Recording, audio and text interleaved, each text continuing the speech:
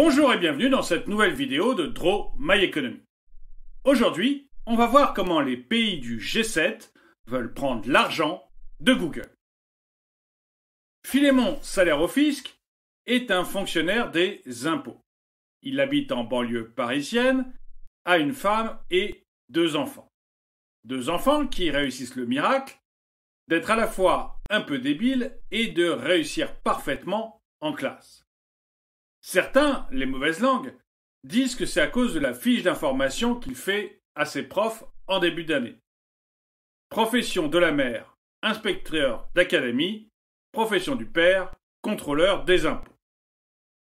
Quoi qu'il en soit, ce matin, Philémon a toutes les raisons d'être heureux. Il a enfin trouvé le moyen d'imposer les géants du numérique, Google, Amazon, Facebook et les autres. En fait, ça fait de nombreuses années que Philémon essaye de les taxer. Et il a d'ailleurs proposé de multiples choses, redoublant d'imagination à chaque fois. Le problème, c'est que quand le ministre allait en parler aux autres Européens, l'Irlande et le Luxembourg refusaient. Tout ça sous prétexte qu'en imposant très faiblement les entreprises, ils ont un taux de chômage extrêmement faible et une dette sur PIB inférieure aux 60% du traité. Et quand le patron de Philémon Salaire au Fisc se retournait vers les États-Unis, il obtenait chaque fois la même réponse. Il n'est pas question de taxer davantage les GAFAM. Du point de vue de Philémon, pour qui les initiales RF signifient Trésor public, cette volonté de ne pas imposer davantage les entreprises relevait de la science-fiction. Mais récemment, Philémon a vu une lueur d'espoir. Depuis son élection au poste de président des États-Unis d'Amérique, Joe Biden a engagé un plan de relance massif, 25% du PIB. Et ces 25% du PIB, il va bien falloir les financer. Et pour cela, Joe Biden a décidé de se tourner vers les entreprises qui gagnent le plus d'argent, les GAFA. Sous l'impulsion de Joe Biden, les ministres des Finances du G7 se sont donc rencontrés ce week-end et sont tombés d'accord sur l'idée d'une taxe minimum pour les entreprises. Au début, la proposition des États-Unis était de taxer toutes les entreprises au minimum à 21%. Et ça avait empli de joie le petit cœur de percepteur de Philémon Salaire au Fisc. Malheureusement, dans une négociation, il faut discuter avec les autres pays. Et du coup, l'accord a été fait sur 15%. Alors, pour Philémon, 15% ce n'est pas négligeable. A priori, ça pourrait rapporter 50 milliards d'euros de plus à l'Europe, dont 4,3 milliards à la France. Alors, les sceptiques comme moi diraient que quand on a un déficit de 220 milliards, 4,3 milliards d'impôts en plus, c'est une goutte d'eau dans l'océan, mais pour Philémon, c'est une promesse d'un bel avenir. Il espère pouvoir mettre au pas toutes ces entreprises dont les déclarations sont aussi floues que les sources de revenus. Alors, comment cette imposition de 15% pourrait marcher ? Eh bien, Philémon est très fier du calcul qui a été fait et qui est digne des meilleures administrations. Si l'accord passé par le G7 est bien mis en œuvre, eh bien, on prélèvera 15% sur les 20% des bénéfices réalisés par l'entreprise dans un pays, à condition qu'elle réalise une marge de plus de 10%. Si vous n'avez rien compris, c'est assez normal. J'ai dû moi-même appeler Philémon pour qu'il m'explique un peu mieux comment cela allait marcher.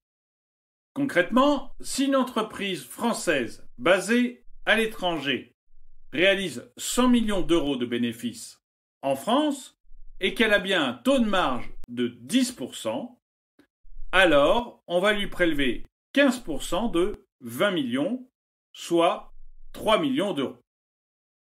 En fait, Philémon n'a que 3 regrets.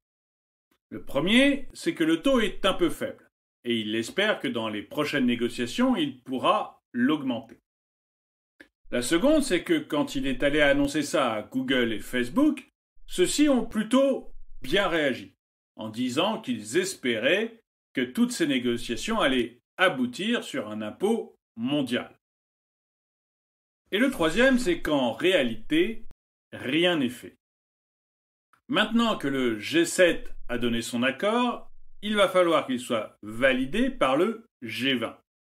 Et dans le G20, vous avez des pays comme la Chine qui y sont extrêmement opposés. Si le G20 accepte l'accord, eh bien il va falloir aller devant les 140 pays de l'OCDE. Et là, des pays comme l'Irlande, le Luxembourg ou la Hongrie ne se laisseront probablement pas faire. Du coup, Philémon se dit que ce rêve qu'il chérit depuis longtemps ne devrait pas pouvoir être mis en place avant 2023. Et moi, je vais vous dire ce que j'en pense. Je pense déjà que la concurrence est une bonne chose, y compris entre les États. C'est parce que des États pratiquent des taux d'imposition faibles que d'autres n'ont pas la liberté de tout vous prendre. Ensuite, je trouve qu'il y a une véritable ingérence de vouloir interdire à certains États, et donc à certaines populations, de choisir le taux d'impôt qui leur convient. Si les Irlandais, par l'intermédiaire de leur gouvernement, décident que le taux d'imposition sur les entreprises doit être de 12,5%, je ne vois pas pourquoi les Américains auraient le droit de leur interdire. Finalement, la volonté du peuple américain doit-il être supérieure à la volonté du peuple irlandais? Mais vous, j'aimerais bien savoir ce que vous en pensez. Pensez-vous, comme moi, que imposer mondialement un taux d'imposition est quelque chose de néfaste, y compris pour la démocratie, ou pensez-vous qu'il faut un taux d'imposition mondial et peut-être même que 15% est trop faible? Dites-le moi dans les commentaires. Et le dicton du jour. Non, je ne paierai plus d'impôts. Non, je ne paierai plus de loyer. Non, je ne paierai plus d'amende. Non, je ne paierai plus de crédit. La mort, le pouvoir de dire non. Merci d'avoir regardé cette vidéo, mettez-lui un pouce vers le haut, commentez-la, partagez-la. Merci à tous ceux qui m'aident sur Tipeee ou qui ont rejoint la chaîne. Et je vous dis à très bientôt.